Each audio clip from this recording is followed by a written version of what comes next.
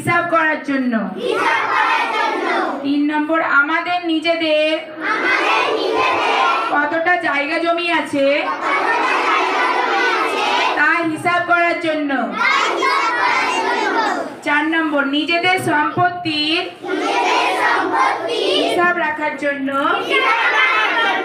অর্থাৎ জীবনে চলতে গেলে প্রতি পদক্ষেপে লাগবে গণিত।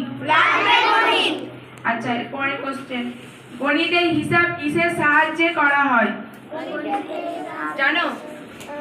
বলো। সাধারণত সংখ্যার সাহায্যে। আচ্ছা, পৃথিবীতে কতগুলি সংখ্যা আছে? বলে অসংখ্য।